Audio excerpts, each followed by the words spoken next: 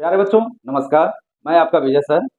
आज कक्षा 12वीं के दूसरे अध्याय हमारा स्थिर वैद्युत विभव तथा धारिता में आप सभी का बहुत बहुत स्वागत करता हूं। जैसा कि इसका पिछला हम लोग वीडियो जो लेके आए थे, उसमें पूरी एक सीरीज चली थी और उसमें हमने पहले चैप्टर के सारे आपको जितने भी फार्मूले थे वो पहले फार्मूले प्रोवाइड किए। उसके बाद से आपको सारे के सारे क्या किए, न्यूमेरिकल क्वेश्चन को हल किया। बिल्कुल उसी पैटर्न पे आज फिर हम लोग भी यही कार्य स्टार्ट कर रहे हैं और दूसरा अध्याय स्टार्ट करते हैं। और दूसरा अध्याय क्यों स्टार्ट कर रहे हैं, इसके पीछे भी कारण है। आप लोग का बहुत ज्यादा प्यार रहा, प्लस साथ में आप लोग की ये मांग भी रही कि सर दूसरा चैप्टर आप लेके आइए। तो हम लोग इसी प्रयास में है कि हमारे बच्चों को हमारे द्वारा जो बनाया गया लेक्चर है वो सरलता से समझ में आए और साथ ही साथ एक अच्छी जानकारी उनको प्राप्त हो। तो चलिए इसी को आधार बनाते हुए और आज हम लोग स्टार्ट कर रहे हैं आपका दूसरा अध्याय, वो है स्थिर वैद्युत विभव तथा धारिता। आज के इस लेक्चर में हम लोग क्या करेंगे, सर्वप्रथम इस पूरे चैप्टर में कितने हमारे ऐसे फार्मूले हैं जिन फार्मूला महत्वपूर्ण है जिसका प्रयोग हम न्यूमेरिकल में करने वाले हैं। तो सबसे पहले हम उस फार्मूले के बारे में चर्चा करेंगे और फिर उसके बाद से इसका जो अगला लेक्चर लेके आएंगे वहां से आपका अध्याय 2 के जितने भी न्यूमेरिकल है वो हम लोग क्या कर देंगे, आरंभ कर देंगे। अब न्यूमेरिकल के लिए तो फार्मूले जरूरी हैं, इसलिए फार्मूले मैं आपको एक साथ दे रहा हूँ। आप एक दिन इसको पढ़ के उसके बाद से इसकी तैयारी कर लीजिए और फिर आप न्यूमेरिकल पर चलिए, आपको आनंद ही आ जाएगा, मजा आ जाएगा आपको करने में। बड़ा सरल लगेगा, बहुत आसान लगेगा। चलिए आरंभ करते हैं। पहला हमारा टॉपिक क्या है इसमें, तो सबसे पहला टॉपिक हमारा वैद्युत विभव। अब वैद्युत विभव क्या होता है भाई, तो वैद्युत विभव के बारे में एक्चुअल में जितनी भी यहाँ बातें दी गई है सब आपको ऑलरेडी पढ़ाया गया है। इस सब पे हम बहुत ज्यादा चर्चा नहीं करने वाले हैं, लेकिन हमें फार्मूले लिखने हैं तो फार्मूले के हम बारे में बात करते हैं। तो वैद्युत विभव हमारा क्या होता है, तो वैद्युत विभव V बराबर आपका होता है W/Q0। ये आप अच्छे जानते होंगे। वैद्युत विभव का मान हमारा होता है V = W/Q0, जहाँ पे Q0 क्या है, आप चाहें तो इसके बारे में लिख सकते हैं। जहाँ जहाँ हमारा W है आवेश को अनंत से एक किसी बिंदु तक लाने में किया गया कार्य, यह हमारा एक कार्य है। और हमारा Q0 क्या है, तो Q0 हमारा प्रेक्षित आवेश या प्रेक्षण आवेश, जो लेना आप चाहें दे सकते हैं, प्रेक्षण आवेश। ठीक है, क्लियर, समझ में आ गई आपको बात। अब जो वैद्युत विभव हमारा V = W/Q0 आया, इसका मात्रक क्या होगा, तो अगर हम इसके बारे में मात्रक के बारे में बात करें तो कार्य का मात्रक होता है जूल और आवेश का मात्रक क्या होता है, कूलाम। तो जूल पर कूलाम, और इस जूल पर कूलाम को एसआई में क्या कहा जाता है सर, इसे कहा जाता है वोल्ट। क्या कहा जाता है, वोल्ट। ठीक है जी, तो इसका मात्रक हो गया जूल पर कूलाम या वोल्ट। क्लियर है। अब दूसरी बात आती है वैद्युत विभवांतर। विभवांतर क्या है, विभव विभवांतर में अंतर क्या है, तो मान लीजिएगा किसी दो बिंदु, एक बिंदु है ए और एक बिंदु है बी, और हम किसी परीक्षण आवेश को अनंत से पहले बी तक लाते हैं, फिर बी से कहां तक ले जाने का प्रयास करते हैं, ए तक ले जाने का प्रयास करते हैं। तो अब हमारा वैद्युत विभव कितना निकल के आता है या विभवांतर कितना निकल के आता है, तो यह हमारा निकलता है VA minus VB equal to, यह आता है हमारा W/Q0। VA minus VB equal to होता है आपका W/Q0 के बराबर। तो ये हमारा निकल के आ गया वैद्युत विभवांतर। और चूंकि ये विभवांतर है तो इसका भी मात्रक हमारा क्या होगा, जूल पर कूलाम या वोल्ट होगा। तीसरी बात हम करते हैं बिंदु आवेश के कारण वैद्युत विभव हमारा कितना होता है, तो बिंदु आवेश के कारण जो वैद्युत विभव हमारा होता है V इक्वल टू, वह होता है आपका 1/4πε0 इंटू आपका Q/R। Q/R, तो यह हमारा आ गया बिंदु आवेश के कारण वैद्युत विभव। ठीक है जी, अब यहाँ समझ में आ गया आपको, तो V = 1/4πε0 इंटू Q/R के बराबर। अब आगे, अब इसमें हम देखें एप्सिलॉन नॉट हमारी क्या है, तो एप्सिलॉन नॉट हमारी निर्वात या वायु की विद्युतशीलता है। ये आप इसके बारे में अच्छे जानते होंगे। जहां एप्सिलॉन नॉट निर्वात या वायु की विद्युतशीलता है, विद्युतशीलता है। ठीक है, अब देखिए ये जो हमने निकाला बिंदु आवेशों के कारण वैद्युत विभव V equal to 1/4 pi epsilon naught into Q upon R के बराबर, यह एक्चुअल में निर्वात या वायु के बीच में निकाला जा रहा है। अगर यहाँ पे कोई दूसरा माध्यम ले लिया जाए, कोई भी अनदर माध्यम ले लिया जाए, तो यही फार्मूला कैसे जनरेट होगा? तो यह फार्मूला हमारा हो जाएगा, अगर मान लें कि माध्यम माध्यम माध्यम का परावैद्युतांक यदि कितना है, के है, तो देयरफॉर यही हमारा भी निकल के आएगा 1/4 पाई एप्सिलॉन नॉट इंटू के और फिर क्यू बाई आर। बिल्कुल आपको पढ़ाया गया होगा ये चीज, या आपको पता होगा कि v इक्वल टू आ गया 1/4 पाई एप्सिलॉन नॉट इंटू के इंटू क्यू बाई आर, जहाँ के क्या है, तो माध्यम का परावैद्युतांक है। क्लियर है? तो इस तरीके से हमने देख लिया तो बिंदु आवेशों के कारण वैद्युत विभव क्या होता है। चौथा हमारा है कि अगर कोई आवेश एक स्थान से दूसरे स्थान तक गति कर रहा है तो उसकी गतिज ऊर्जा कितनी होगी? तो गतिज ऊर्जा जो काइनेटिक एनर्जी होता है वो होता है हमारा के इक्वल टू आपका Q into delta V, K equal to Q into delta V, जहाँ पे हमारा डेल्टा भी क्या है सर? तो अगर डेल्टा भी के बारे में हम बात कर रहे थे, यह हमारा क्या है? विभवांतर, जहाँ डेल्टा भी हमारा क्या है? विभवांतर। अब ये गतिज ऊर्जा है तो यह एक प्रकार का ऊर्जा है, और ऊर्जा का मात्रक क्या होता है? तो ऊर्जा का मात्रक होता है जूल। तो इसका मात्रक हम ले लेंगे जूल। मैं साथ ही साथ में फार्मूले के साथ साथ मैं आपको क्या कर रहा हूँ, मात्रक भी साथ ही साथ बता रहा हूँ, जिससे यह बेनिफिट होगा कि आपको फार्मूले तो तैयार होंगे ही होंगे, साथ में उसके मात्रक भी क्या हो जाएंगे? तैयार हो जाएंगे। चलिए, तो ये हो गया गतिज ऊर्जा। अब किस वेग से गतिमान है सर, ये भी थोड़ा समझने की कोशिश करें।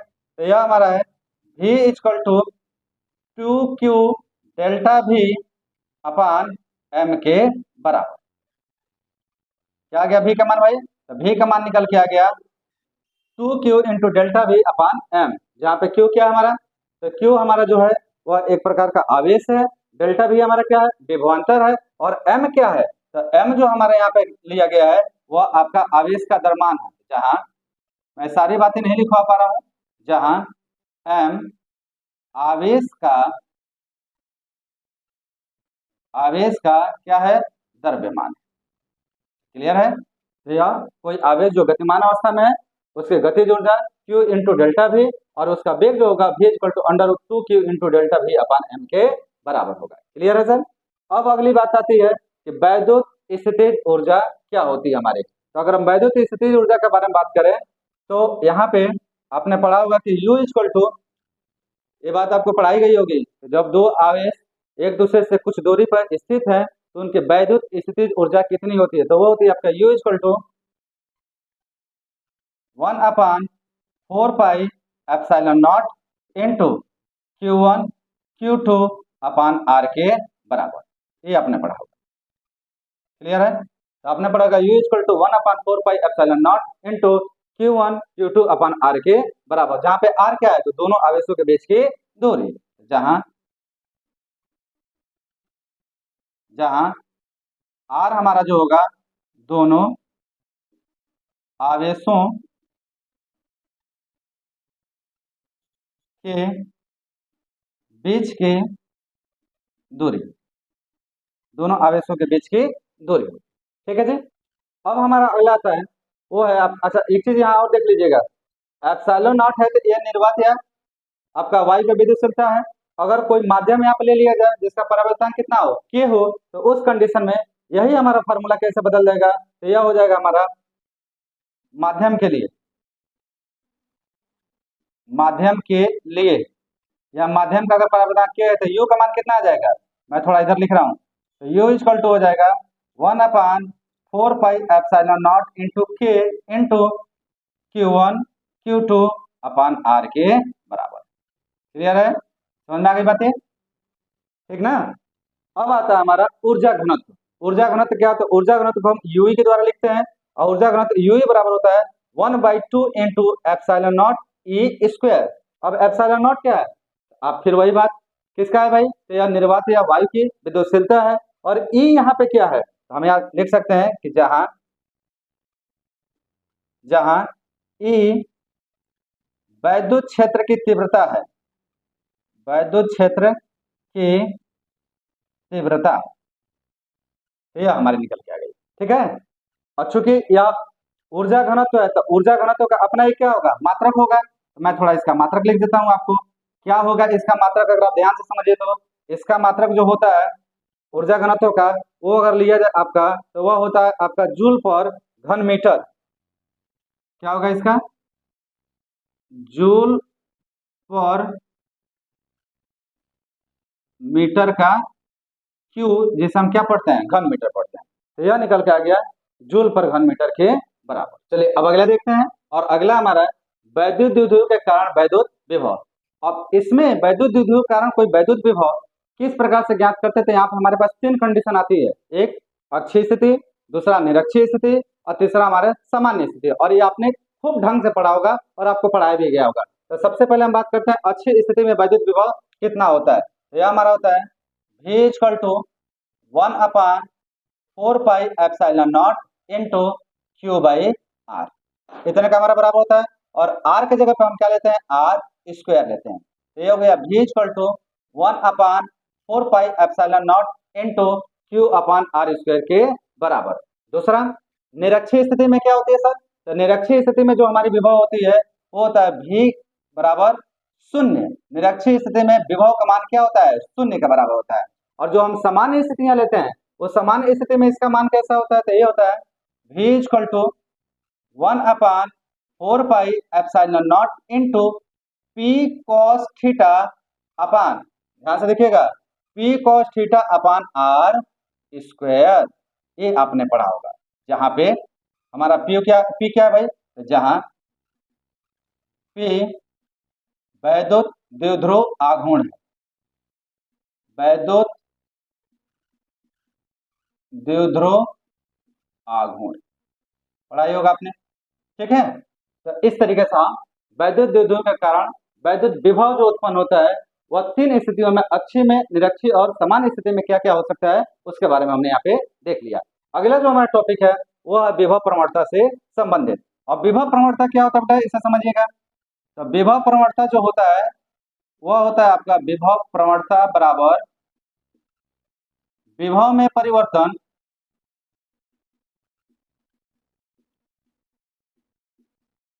बटा आपका दूरी में परिवर्तन, दूरी में परिवर्तन। यह निकल के हमारा आ गया विभव में परिवर्तन बटा दूरी में परिवर्तन। और इसी को हम लिखते हैं minus delta V upon delta x के बराबर। तो यह हमारा क्या निकल के आ गया, तो यह हमारा निकल के आ गया विभव प्रवणता का मान। अब बढ़ रहे हैं हम आगे, और अब देख रहे हैं कि अगला टॉपिक आता है विभव प्रवणता तथा वैद्युत क्षेत्र की तीव्रता में संबंध। किसके किसके बीच में संबंध है भाई, तो विभव प्रवणता तथा वैद्युत क्षेत्र की तीव्रता में हमें क्या निकालना है, संबंध निकालना है। और ये संबंध किसके बराबर आएगा, होता है हमारा E equal to minus delta V upon delta x के बराबर, इतना हो गया। ठीक है जी, ऐसे हमने संबंध स्थापित कर लिया। अगला टॉपिक हमारा कि वैद्युत धारिता क्या होती है। तो वैद्युत धारिता जो हमारी होती है वो होता है C equal to Q upon V के बराबर, याद रखना, C equal to Q upon V के बराबर, जिसके हिसाब से इसका जो मात्रक हमारा होता है वह होता है आपका, ध्यान समझिएगा, ये होगा कूलाम पर वोल्ट, कूलाम पर वोल्ट। और कूलाम पर वोल्ट को ही हम क्या कहते हैं, फैराडे, क्या बोलते हैं, फैराडे। या इसका SI क्या हो गया, मात्रक आ गया। तो वैद्युत धारिता C equal to Q upon V, और ये होता है कूलाम पर वोल्ट, और इसका मात्रक कितने के बराबर आ गया, फैराडे या कूलाम पर वोल्ट के बराबर आ गया। समझ में आ रहा है, अच्छा लग रहा है। तो हमने अच्छे अच्छे कुछ यहाँ पे बिंदुएं निकाले, और उन बिंदुओं का यहाँ पे हमने क्या स्थापित कर दिया, फार्मूले स्थापित कर दिए। चलिए अब बात करते हैं विलगित गोली चालक की धारिता। अब विलगित गोली चालक की धारिता क्या होती है, तो ये होता है C equal to 4πε0 into K into R, इतने का बराबर होता है। अब इसका क्या मतलब हुआ भाई, इसका मतलब हुआ कि जो ε0 है यह तो हमारी निर्वात या वायु की विद्युतशीलता हो गई, और जहाँ पे के हमारा है वो माध्यम का क्या हो गया, परावैद्युतांक हो गया। और आर हमारा क्या हो गया भाई, तो आर जो है वो गोली की त्रिज्या है। आप लिख सकते हैं जहां आर बराबर गोली चालक की त्रिज्या या गोली चालक की त्रिज्या। ठीक। अब अगर हम कहें कि निर्वात में, ध्यान सुनिएगा, निर्वात में अगर गोली चालक हमारे स्थित है तो तब तो आप जानते हैं कि निर्वात के लिए परावैद्युतांक का मान कितना हो जाता है 1, और तब हमारा सी जो आएगा वो आएगा 4 pi epsilon naught into are के बराबर। एक बात और स्पष्ट यहाँ पर करा दूं मैं आपको, जो आर हमने गोली चालक की त्रिज्या लिया है, या कई बुकों में आपको ए के रूप में, स्मॉल ए के रूप में क्या होगा, प्रदर्शित होगा। मतलब आर का मान कई स्थान पर क्या दिया होगा, स्मॉल ए दिया होगा। तो घबराइएगा मत, अगर ए भी आएगा तो कोई फर्क नहीं पड़ता, या कई जगह एक्स दे देता है या कई जगह डी दे देता है, तो कंफ्यूज मत होइएगा, वो बिल्कुल ठीक है। ठीक है। अब हम बात करते हैं कि आवेशित चालक की स्थितिज ऊर्जा क्या होती है। तो अगला हमारा आ गया आवेशित चालक की स्थितिज ऊर्जा, और इसके लिए हमारे पास तीन तीन फार्मूले हैं, तीन तरीके के फार्मूले दिए गए हैं। कौन कौन सा है देखते हैं। तो यू इजकल टू, पहला तो होता है आवेश तथा विभव के बीच में संबंध, U equal to 1/2 Q into V. दूसरा जो हमारा होता है वह आवेश तथा धारिता के बीच में संबंध होता है, वह आता है आपका 1/2 क्यू स्क्वायर अपान सी के बराबर। और तीसरा जो हमारा होता है वह धारिता तथा विभव के बीच में संबंध होता है, और वह होता है हमारा 1/2 सी भी स्क्वायर के बराबर। तो यह हो गया आवेशित चालक की स्थितिज ऊर्जा। और चूंकि ऊर्जा है तो मात्रक क्या होगा सर, तो मात्रक इसका जूल होगा। क्लियर है, समझ में आ रहा है। बड़े अच्छे हैं, बड़े प्यारे हैं।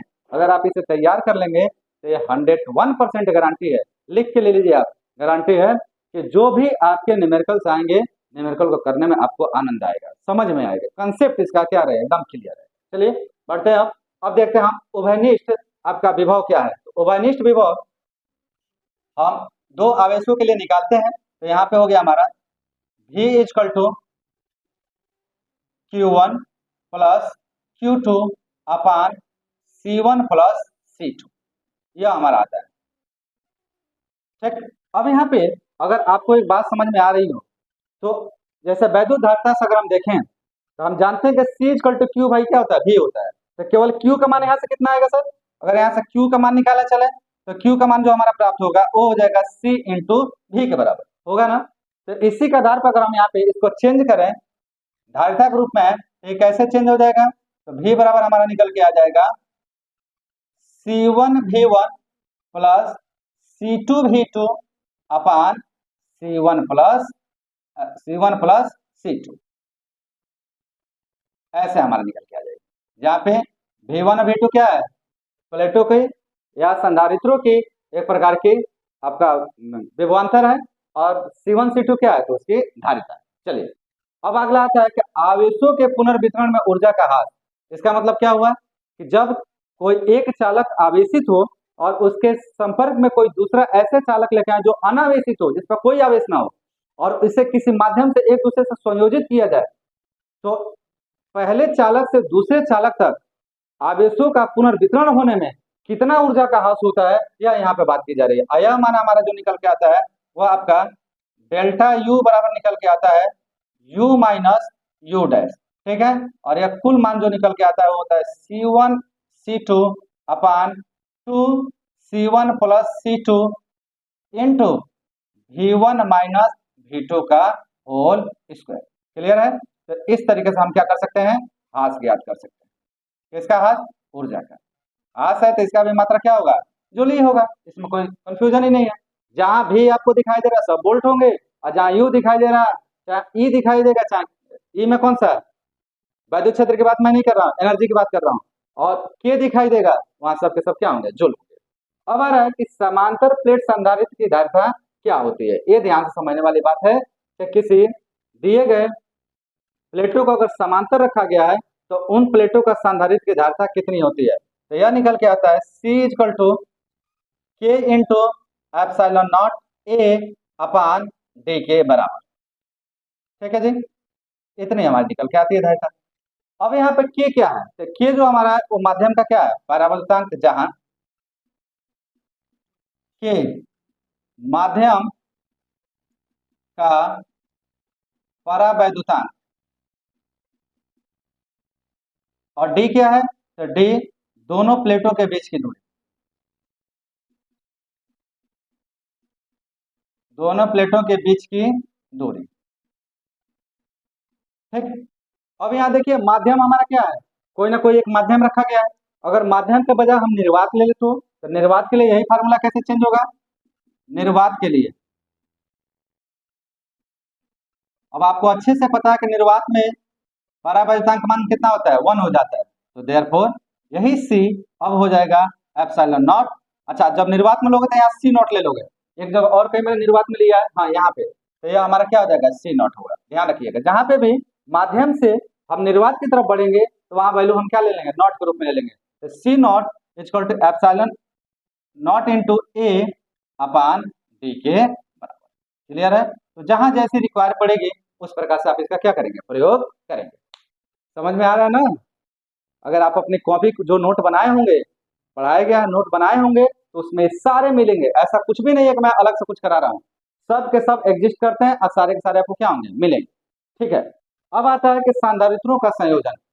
अगर हमारे पास दो या दो से अधिक सांधारित्र हैं जिनकी धारिताएं अलग अलग हैं, तो उनका संयोजन कैसे किया जाता है। सांधारित्रों का संयोजन आपको पढ़ाया गया होगा, मुख्य रूप से दो प्रकार से किया जाता है, एक श्रेणी क्रम में और दूसरा पार्श्व क्रम में। तो श्रेणी क्रम में जो तुल्य संधारित्र आता है उसका मान कितना आता है भाई, या उसकी धारिता कितनी आती है, तो यह आता है 1/c equal to 1/c1 plus 1/c2। अगर दो है तो इतना आएगा, अब मान लो कि मैंने 3 ले लिया तो 1/c3।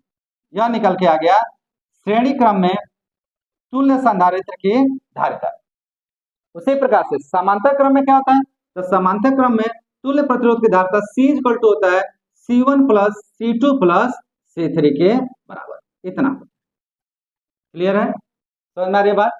अब हम इसे चाहें तो बड़ी सरलता से यहाँ से आवेश तथा विभव के रूप में क्या कर सकते हैं, परिवर्तित भी कर सकते हैं। तो अगर हमें कहीं ऐसे जरूरत पड़ेगी तो हम जरूर बदलने का क्या करेंगे, प्रयास करेंगे।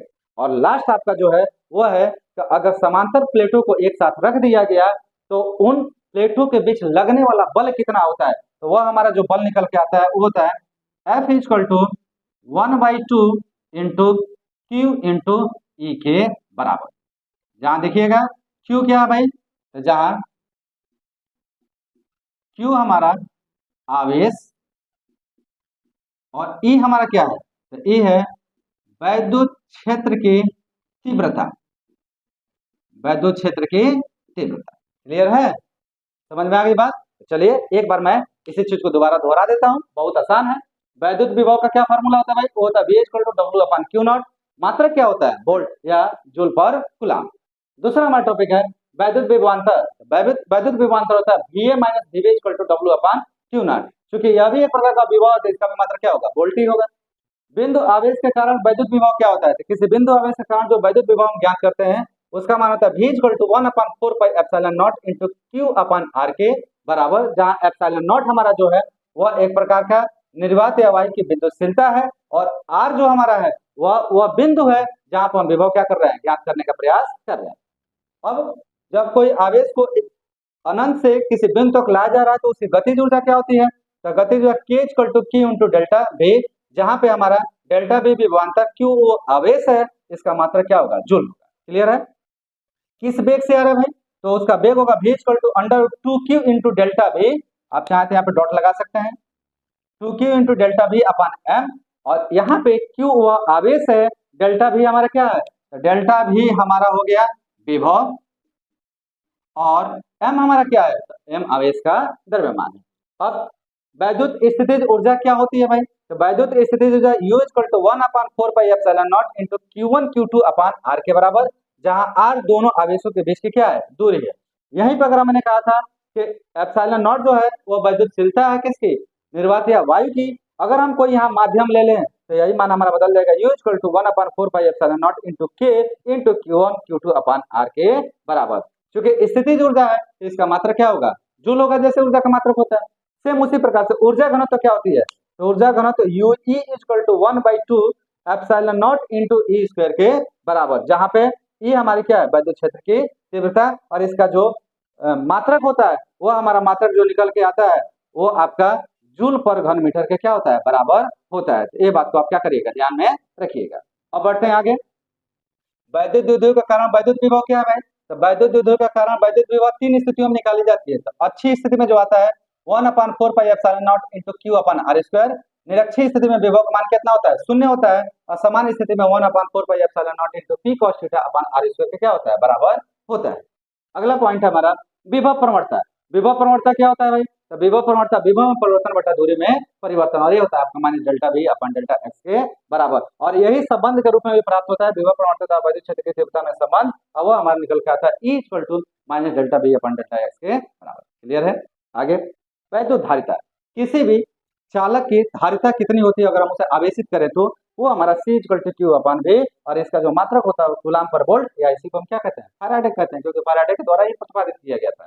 ठीक है जी, आगे बढ़ रहे हैं।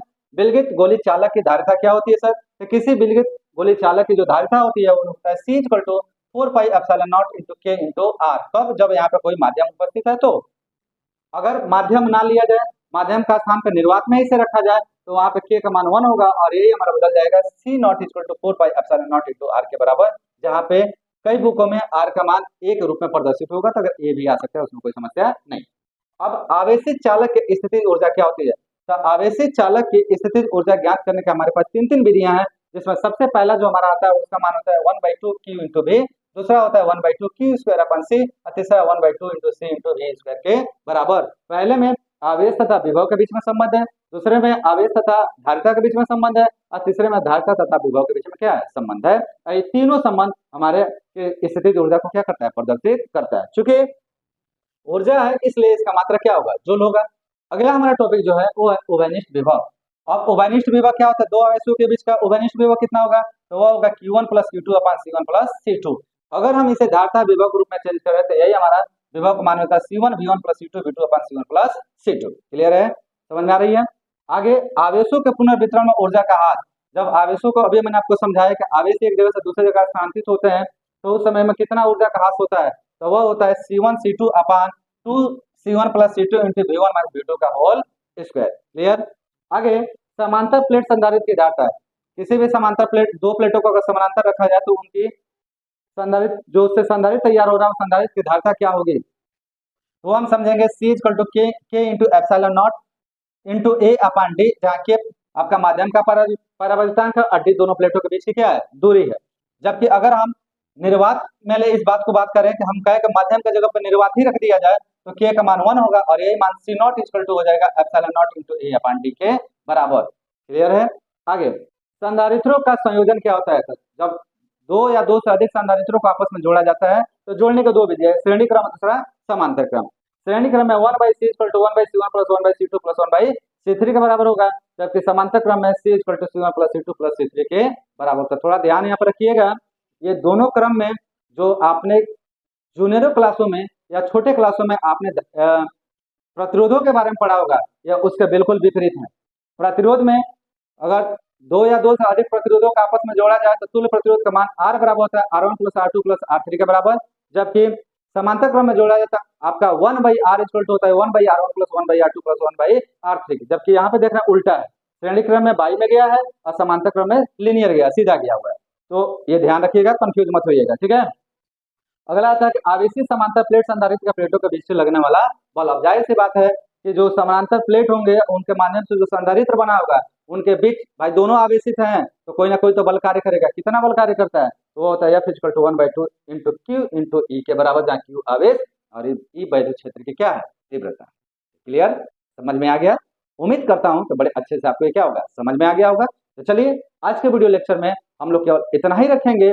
अगले वीडियो लेक्चर में इसी को आधार बना के हम लोग अध्याय 2 स्थिर वैद्युत विभव तथा धारिता का एक एक न्यूमेरिकल करने का क्या करेंगे? प्रयास करेंगे। बहुत शानदार आपका अगला लेक्चर आने वाला है, जिसमें आपको मजा आएगा, समझ में आएगा, और जो प्रश्न होंगे वो कंसेप्चुअल बेस भी होंगे, और साथ में आपके डायरेक्ट आपका किसी न किसी फार्मूले बेस्ड भी होंगे। तो उम्मीद करता हूँ कि सारी चीजें समझ में आ गई होंगी।